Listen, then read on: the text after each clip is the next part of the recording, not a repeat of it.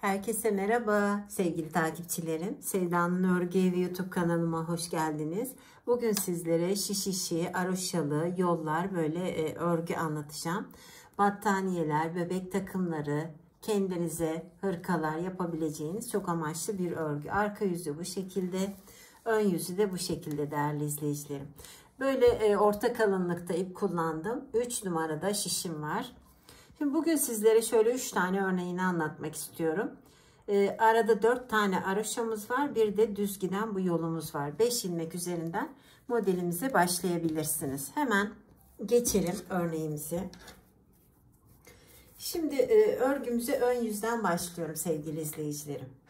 Bakın şöyle ilmeklerimi attım. Arka yüzü düz ördüm. Ön yüzden başladığım için.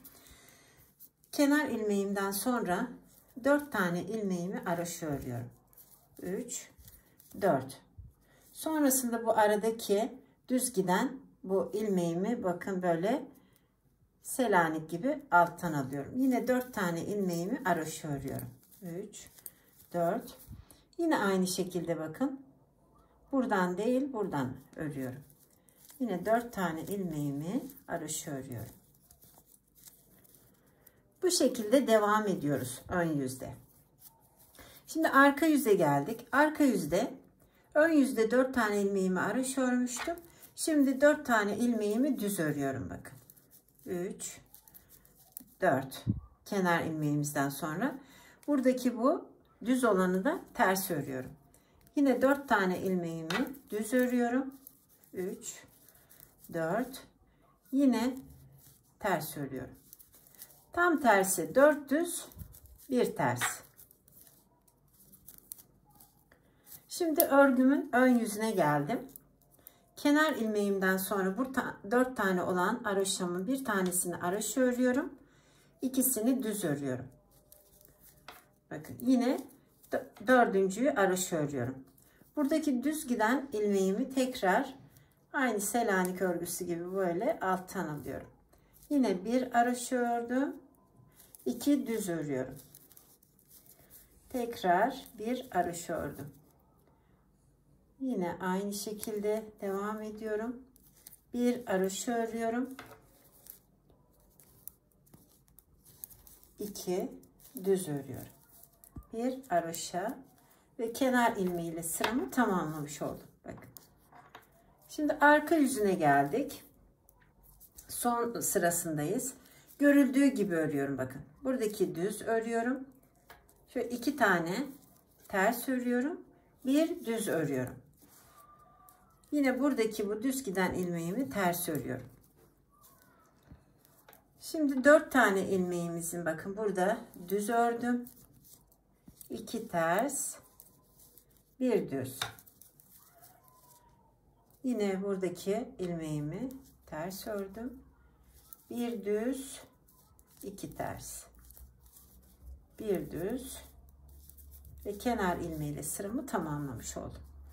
Şimdi bir örneğim bitti değerli izleyicilerim. Bakın bir örneğim bitti. Biraz karışık gibi görünür. Bakın şöyle şurasını burasını. Şimdi ikinci modele başlayacağız. Böyle şu aroşalı yerinden başlıyoruz zaten. Arkalı önlü saydığımızda 4 sıradan oluşan bir model bu.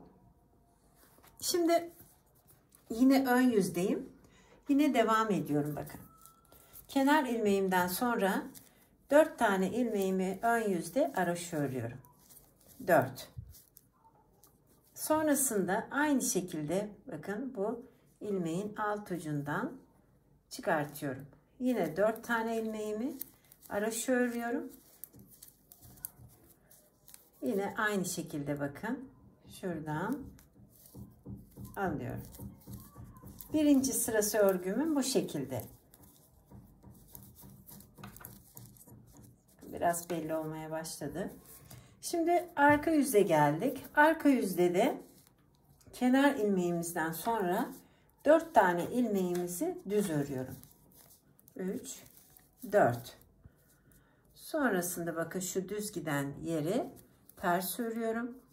Yine 4 tane ilmeğimi düz örüyorum. 2, 3, 4.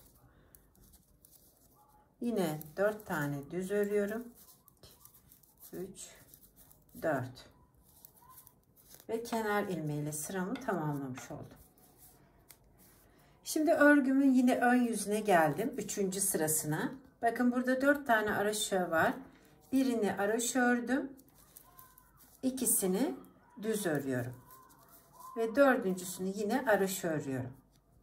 Bu aradaki yol gibi giden olan, yine onu da düz örüyorum. Bakın düz. Şimdi yine bakın yakından şöyle bir araşı ördüm. Şu 2 taneyi düz örüyorum. Yine bir araşı örüyorum. Bu düz olan, yol gibi olan, onu da altından hemen örüyorum. Bir araşa 2 düz ördüm. Yine bir araş ördüm. Kenar ilmeğiyle sıramı tamamlamış oldum. Şimdi örgümün arka yüzü son sırasına geldim. Şimdi görüldüğü gibi örüyorum bakın değerli izleyicilerim. Buradaki şöyle düz örüyorum. 2 ilmeğimi ters örüyorum. Bir düz örüyorum. Şimdi bu yol olan yeri de ters örüyorum. Buraya kadar bir örnek. Şimdi yine bir düz, 2 ters. Zaten örneğimiz belli bakın. Yine bir düz ördüm. Yine yol olan yerini ters ördüm. Yine bir düz, 2 ters, bir düz ve sıramı tamamladım. Bakın örneğim bu şekilde. 2 örneğim bitti değerli izleyicilerim. Bu sırasında anlatalım, bitirelim. Şimdi ne yapıyoruz örneğimize başlarken? 4 tane ilmeğimizi araşı örüyoruz. Bu yol olan yere kadar bakın. Yol olan yere kadar. Yolda buradan değil, buradan örüyoruz. Yine 4 tane araşı örüyorum. Yine aynı şekilde. Ben böyle sıramı tamamlarken sizler için örmüş olduğum parçayı yakından görün. Şöyle ben de sizinle örmüş olduğum parçayı gösterip videomu tamamlayacağım. Bakın sevgili izleyicilerim, örneğim bu şekilde. Şöyle gösterelim. Beyazdan da bu şekilde. Dilediğiniz, sevdiğiniz renklerden yapabilirsiniz. Dediğim gibi harika bir örnek. Arka yüzü böyle. Biraz karışık gibi görünebilir. Ama çok da kibar bir örnek. Bakın arka yüzü de ayrı bir örgü gibi. Ön yüzü de bu şekilde değerli izleyicilerim. Bugünlük bu kadar. Beni yurt içi, yurt dışı izleyen değerli, sevgili izleyicilerime çok çok teşekkür ediyorum. Kanalımıza abone olduğunuz için de ayrıca teşekkür ediyorum. Bizi izlemeye devam edin. Hoş kalın, hoşça kalın. Örgüyle ve sevgiyle kalın değerli, sevgili izleyicilerim diyorum.